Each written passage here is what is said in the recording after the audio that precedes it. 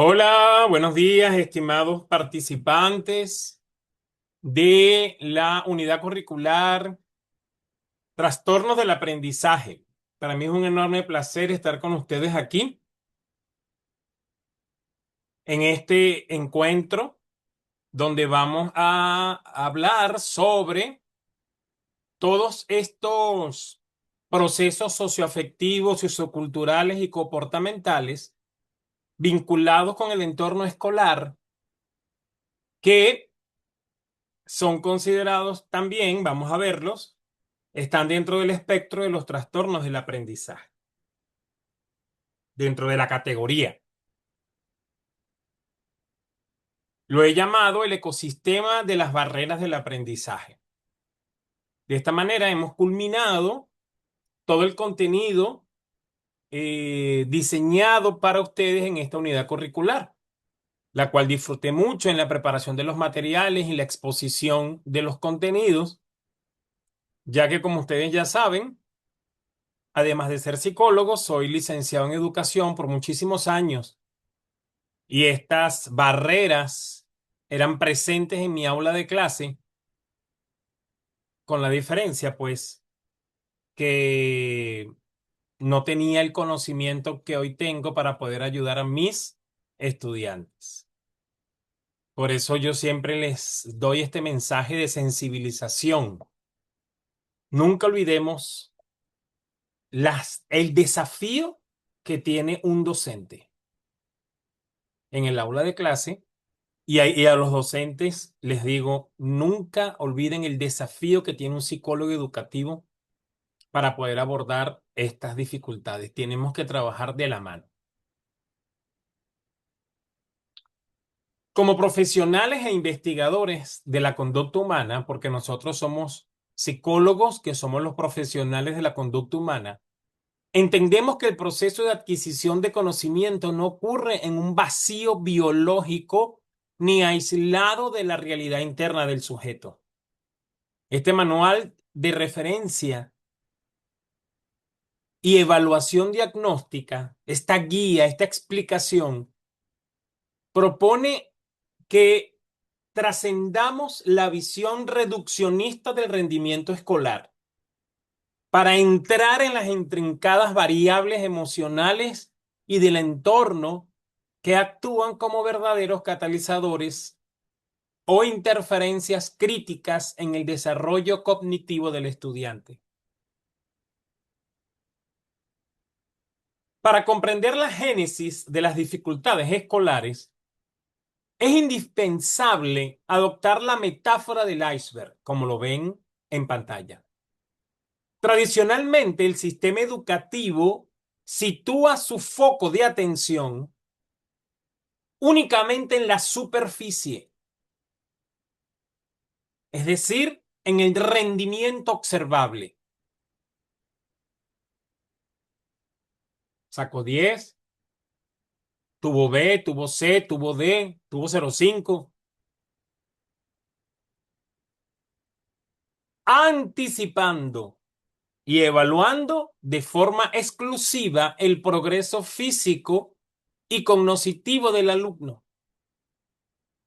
Cuando surgen bajas calificaciones o problemas de retención de la información, ustedes a lo mejor son protagonistas o testigos de primera línea. La escuela tiende a interpretar el fenómeno como un déficit puramente instrumental o intelectual. El niño no estudia, el niño es un flojo o el niño tiene un problema de coeficiente intelectual. La escuela tiende a interpretar de esta manera el rendimiento escolar. Sin embargo, la psicología, específicamente la educativa y la clínica, nos obliga a mirar bajo la superficie, hacia el ecosistema emocional que constituye el verdadero origen del problema. Ignorar, desvalorizar y menospreciar el desarrollo afectivo del niño oculta la base sumergible de la barrera. Los déficits socioafectivos, perdón, vinculados a la ansiedad, a la fobia y a la depresión, así como a las variables socioculturales de deprivación y las manifestaciones comportamentales desadaptativas. El análisis psicológico de estas interferencias se organiza formalmente a través de tres pilares fundamentales que marcan la progresión diagnóstica dentro de la institución escolar. El primer pilar corresponde al déficit socioafectivo, el cual describe la compleja transición del hogar a la escuela y el impacto directo de los estados internos del menor, manifestándose clínicamente en la ansiedad de separación, la fobia escolar y la depresión infantil.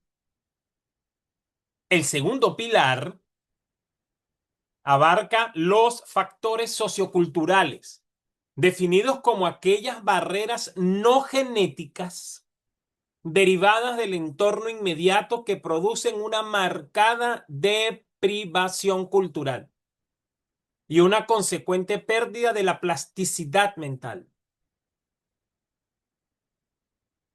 Y el tercer pilar está constituido por los factores comportamentales, los cuales representan las manifestaciones disruptivas externas en las dinámicas escolares, abarcando las conductas oposicionistas, el fenómeno del bullying y las agresiones directas dentro del aula de clases. Vamos a hablar del primer vínculo a prueba, que es la ansiedad por separación.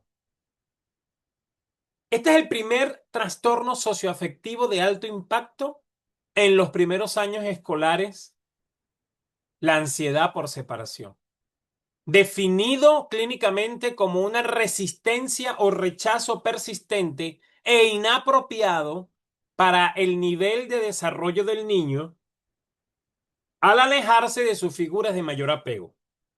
Este cuadro exige, según la CIE-11, una duración mínima de 4 semanas y un inicio típicamente temprano, presentándose antes de los 18 años y con frecuencia antes de los 6 años.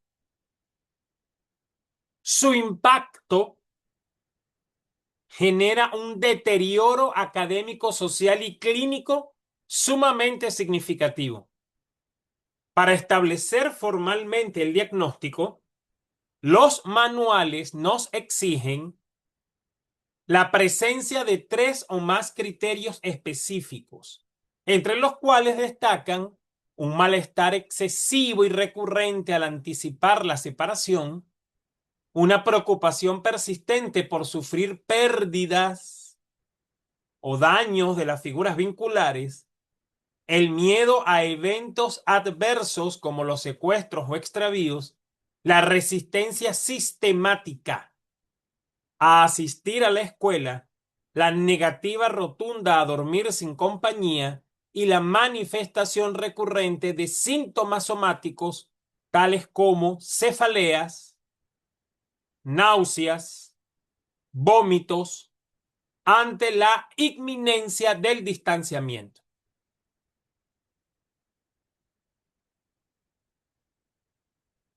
Ahora vamos a hablar, vamos a trabajar, vamos a abordar el trastorno, el protocolo de cómo evaluar el trastorno de ansiedad por separación. Para puntualizar, estamos ahorita en la clase de trastornos del aprendizaje. Inmediatamente finaliza esta clase, continuamos con la de la otra asignatura. Frente a la presunción clínica, vean esto, es una presunción, es una impresión diagnóstica. No podemos basar el diagnóstico en impresiones aisladas. Requerimos la activación de un protocolo de evaluación multimodal. El proceso se inicia, primero, con la identificación de los estresores detonantes. que suelen ser eventos vitales significativos como el fallecimiento de un familiar, enfermedades, mudanzas o cambios abruptos de la institución escolar. Todos estos elementos son estresores detonantes, la chispa. Estos factores causan marcados periodos de exacerbación y remisión de los síntomas. Posteriormente, se procede a la triangulación de fuentes de información, recolectando los reportes de los padres, habitualmente es la madre, respecto a las conductas observables y somatizaciones en el hogar, combinándola con la entrevista directa con el niño o el adolescente, consciente de que los varones suelen negar o enmascarar la ansiedad, manifestándola a través de limitaciones en su conducta independiente. Finalmente, el protocolo se consolida mediante el uso de instrumentos clínicos estandarizados de alta validez, como la entrevista semiestructurada para trastornos de ansiedad y comorbilidades, el cuestionario de personalidad y el inventario de comportamiento infantil de Achenbach.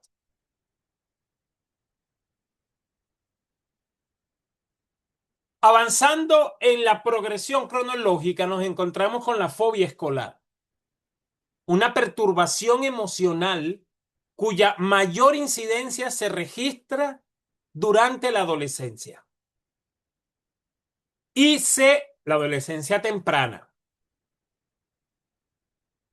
y se define formalmente como la incapacidad del estudiante para asistir al centro escolar debido a un miedo irracional y paralizante hacia la vida escolar en sí misma. Su etiología se comprende a través de una matriz dual. Perdón. El panel biológico revela una clara disfunción neuroquímica asociada a la alteración en los sistemas de dopamina y serotonina, encargados de regular el estado de ánimo, lo que genera una susceptibilidad intrínseca, una vulnerabilidad biológica detonada por estresores en el individuo con inhibición conductual previa o, como ya les mencioné, una vulnerabilidad biológica. Por su parte, el papel psicosocial identifica dinámicas familiares características,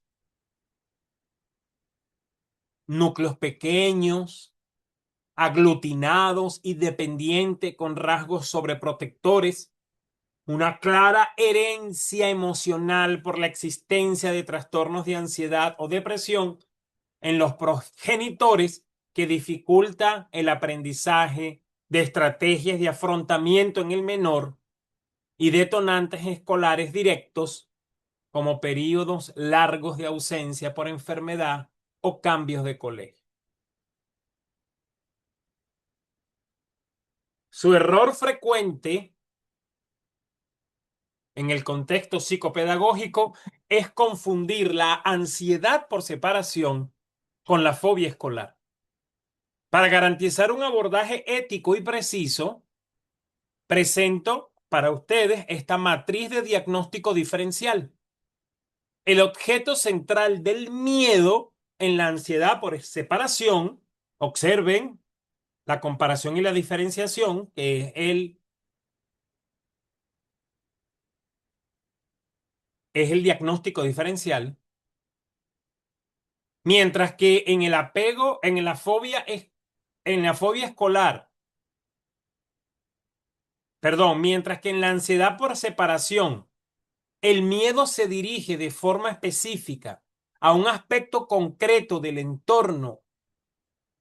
Perdón, el miedo va directamente asociado a dejar a la madre o figuras de apego. En el caso de la fobia escolar, el miedo se dirige de forma específica a un aspecto concreto del entorno escolar o a la institución en sí misma. En términos de prevalencia crónica, la ansiedad de separación domina los inicios de la etapa escolar y la niñez media, mientras que la fobia escolar eclosiona con mayor fuerza en la adolescencia. En el plano de las manifestaciones somáticas, la ansiedad de separación cursa con quejas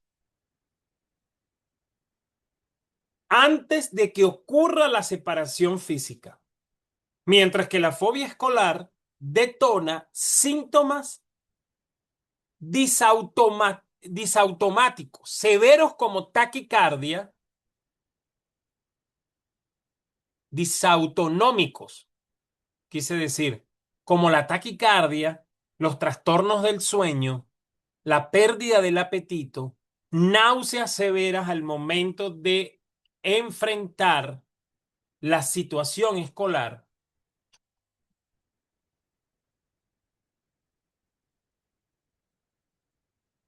Para esto, una manera, una herramienta fundamental para trabajar con estos dos trastornos, en el caso de la fobia escolar, el autorregistro, el diario de ansiedad, resultan altamente recomendados a fin de registrar las fluctuaciones del miedo a lo largo de la jornada académica. En el caso de la ansiedad por separación, el autorregistro es un poco menos efectiva. El diseño de un plan terapéutico eficaz para la fobia escolar exige una arquitectura de la intervención escalonada y multidisciplinaria. En la base de la pirámide se sitúan las técnicas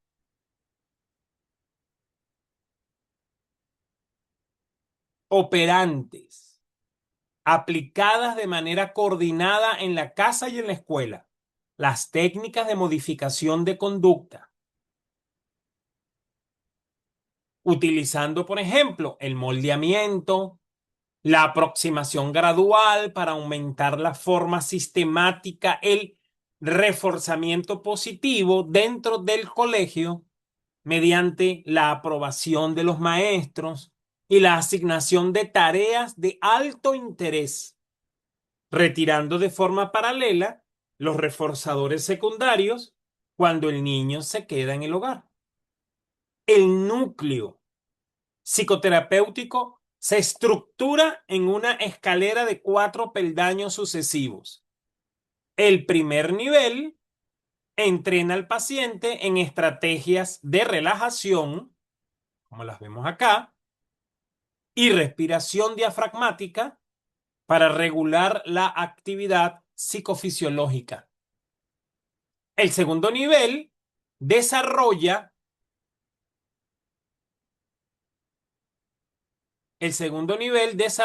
el entrenamiento de habilidades sociales para mejorar la autoeficacia con sus pares. Y el tercer nivel aplica la reestructuración cognitiva para corregir las distorsiones cognitivas y creencias erróneas sobre el peligro escolar. Y el cuarto nivel consolida la desensibilización sistemática, que es la exposición gradual al elemento fóbico. En fases críticas de entorno a la rutina, este andamiaje puede complementarse temporalmente con soporte farmacológico ansiolítico gestionando exclusivamente por psiquiatría infantil. Estamos ahorita en la clase de trastornos del aprendizaje 1, la unidad 4. Al finalizar esta clase pasaremos a la otra asignatura. Nos adentramos ahora en una de las realidades clínicas más complejas y dolorosas del entorno educativo, que es la depresión infantil, catalogada por la Organización Mundial de la Salud como la principal causa de enfermedad y discapacidad entre los 10 y los 19 años de edad. Es considerada una epidemia invisible y atípica, debido a que el cuadro clínico en los niños rara vez se presenta con la sintomatología clásica de tristeza profunda observable en los adultos. Por el contrario, suele manifestarse a través de un estado de ánimo marcadamente irritable y hostil, que suele confundirse con problemas de conducta. Conceptualmente nos enfrentamos a un estado generalizado de tristeza o pérdidas del placer derivado de situaciones traumáticas, como duelos, divorcios, malos tratos, o bien por una presión externa del entorno expresada en el fracaso escolar crónico o una disciplina parental severa. También la manifestación o exposición a eventos traumáticos, como por ejemplo los que lamentablemente acabamos de vivir en nuestro país. Su diagnóstico se complejiza debido a su alta comorbilidad, mostrando un solapamiento directo con trastornos de ansiedad, alteraciones de la conducta, ataques de pánico, problemas en la alimentación, dependencia de sustancias y trastornos somáticos.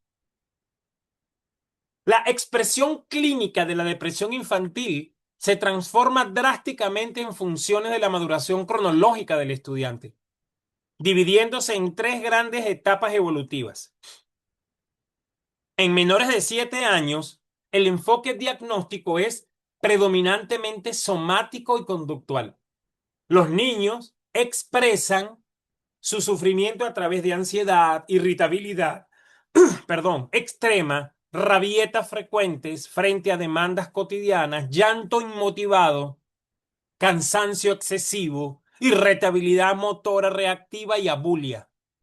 En la etapa de los 7 a los 11 años, la manifestación se divide en tres esferas claras: la esfera afectiva, marcada por agresividad y apatía; la esfera cognitiva, evidenciada en la baja autoestima persistente, autorreproches, falta de concentración y un consecuente descenso en el rendimiento escolar; y la esfera somática, expresada en cefaleas constantes, dolores abdominales, trastornos del sueño o la eliminación.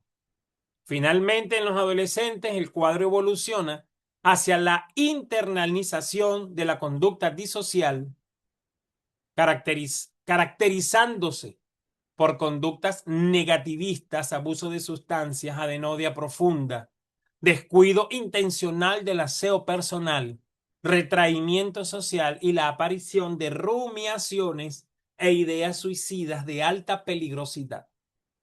Si nosotros revisamos el Observatorio de Violencia de Venezuela, vamos a ver cómo se ha incrementado el comportamiento suicida y ha disminuido la edad de inicio. Observen bien, el verdadero reto clínico al abordar la depresión en la infancia radica en desvelar una sintomatología que suele estar enmascarada por quejas físicas o explosiones conductuales de irritabilidad. Por ello, la evaluación diagnóstica debe configurarse como un proceso multimodal de triple entrada. El instrumento de evaluación debe cruzar e integrar los reportes de los padres respecto a las alteraciones de la dinámica familiar, el soporte biológico, la información de los profesores en torno al comportamiento académico y social en el aula, y la entrevista clínica directa con el niño adaptada a su nivel evolutivo. En el instrumento DOPT, un arsenal de herramientas de medición, combinamos los criterios de corte clínico del DSM-5 y el CIE-11 con las escalas estandarizadas específicas del autorreporte. tales como los inventarios de depresión infantil y la escala de depresión para niños. Asimismo, constituye un imperativo ético y metodológico coordinar una evaluación médica y neuropediatra obligatoria para descartar organicidad o desbalances neuroquímicos de base antes de establecer un diagnóstico puramente psicológico. La intervención ante un cuadro depresivo infantil debe estructurarse mediante un modelo de círculos concéntricos o anillos de intervención que garanticen la integridad del menor. El núcleo innegociable del programa es la seguridad inmediata del paciente, enfocada en la gestión y contención del riesgo suicida, los sentimientos profundos de desesperanza, contemplando la hospitalización psiquiátrica si se determina un peligro inminente para la vida del niño. Siempre ante una situación compleja de conductas, la primera conducta que debemos abordar es aquella que atente contra su vida. El segundo anillo corresponde a la terapia psicológica propiamente dicha, empleando de manera prioritaria la reestructuración cognitivo-conductual para sustituir los esquemas depresógenos por pensamientos adaptativos y enfrentar al menor con habilidades de solución de problemas. El tercer anillo abarca el soporte biológico mediante el tratamiento farmacológico con antidepresivos y estabilizadores del estado de ánimo, gestionados exclusivamente bajo la supervisión psiquiátrica infantil. El cuarto y último anillo establece el soporte sistémico, integrando la psicoeducación familiar y las terapias interpersonales para optimizar el entorno de apoyo del estudiante. Transitando hacia el segundo pilar del impacto escolar, analizamos la deprivación cultural como una barrera del entorno, apoyándonos en la definición clásica de Maini. Entendemos estas realidades como situaciones escolares que generan necesidades educativas especiales, derivadas de factores de salud, higiene, dinámicas familiares disfuncionales, de privación económica y contextos socioculturales desfavorecidos que obstaculizan activamente el desarrollo normativo del menor. El panel de discernimiento clínico nos revela que el síndrome de privación cultural provoca una severa pérdida de la plasticidad mental. En términos científicos, esto significa que la falta de estímulos adecuados impide que el individuo modifique su estructura cognitiva para adaptarse a nuevas circunstancias o transformar su realidad. Es crucial comprender que la desigualdad intelectual medida mediante pruebas psicométricas en niveles socioeconómicos bajos no responde a una limitación en la constitución genética del estudiante, sino a una ausencia crítica de experiencias de aprendizaje y apoyo temprano. A modo de conclusión y síntesis de esta exposición, la edificación de un desarrollo cognitivo, físico y emocional en nuestros estudiantes exige la consolidación de un verdadero ecosistema escolar inclusivo. Este andamiaje arquitectónico se sostiene firmemente bajo 4 pilares operativos. El primero es el abordaje clínico, ¿sí? Como ya lo hemos estado viendo durante todo el desarrollo de esta exposición. Encargado de la intervención psiquiátrica, el manejo de riesgos para reestructurar la neuroquímica básica. El segundo es el abordaje psicológico, centrado en la reestructuración cognitiva y el entrenamiento en habilidades de afrontamiento dentro del espacio psicoterapéutico. El tercero es la modificación sistémica, que introduce la psicoeducación familiar y el entrenamiento operante en el hogar para reducir la violencia o los estilos de crianza sobreprotectores. El cuarto es la compensación educativa, mediante el diseño de planes de acogida, metodologías de aprendizaje cooperativo para combatir el aislamiento social y medidas curriculares específicas encaminadas a reactivar la plasticidad mental del individuo, del estudiante, de nuestro alumno. Toda esta estructura, como observamos en la base del modelo, descansa sobre un único fundamento ético e ineludible, que es la evaluación multimodal, constituida como una evaluación continua y científica en nuestros escolares. Esto va a garantizar el abordaje holístico, completo, integral del individuo y evitar esos sesgos de interpretación cuando hablamos de un bajo rendimiento escolar. Bueno, queridos estudiantes de trastornos del aprendizaje, ya vamos a culminar acá. Les quiero, les quiero recordar que tenemos la entrega de la cuarta actividad,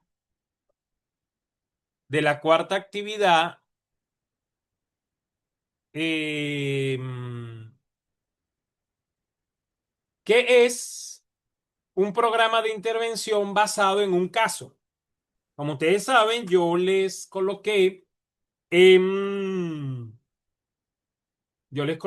el aula virtual la semana antepasada las orientaciones para hacer un caso, se las coloqué en el foro de anuncios y les di una explicación detallada de cómo íbamos a hacer este abordaje. Entonces, recuerden que nosotros vamos a trabajar con un caso, ¿sí? Aquí está, un programa de intervención. Lean detenidamente qué es lo que vamos a hacer. En el foro de anuncios,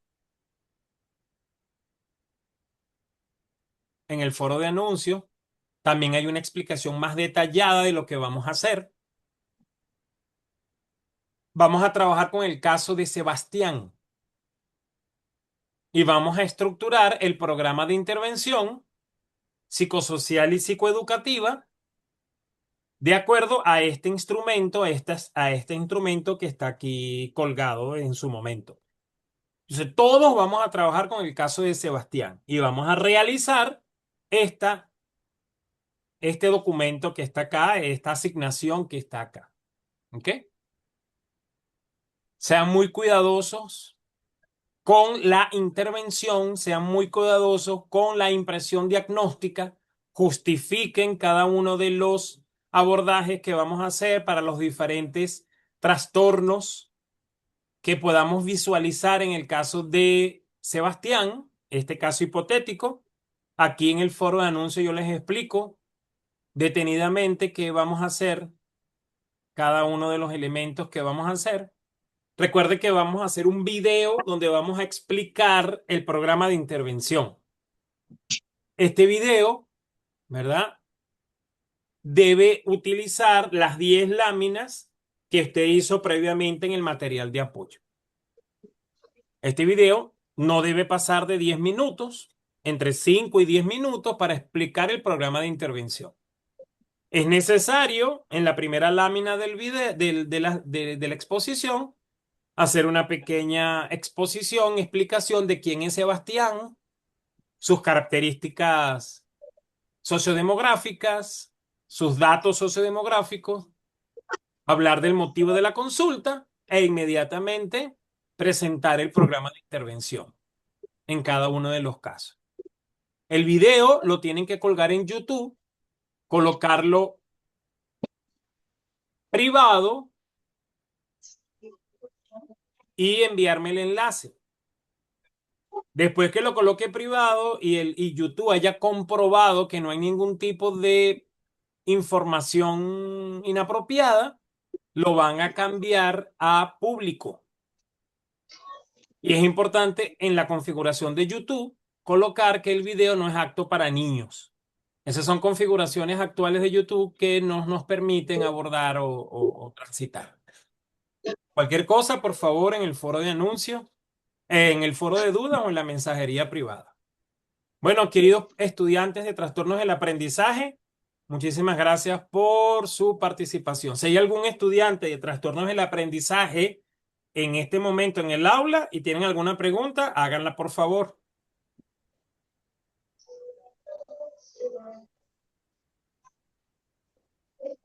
Muy bien.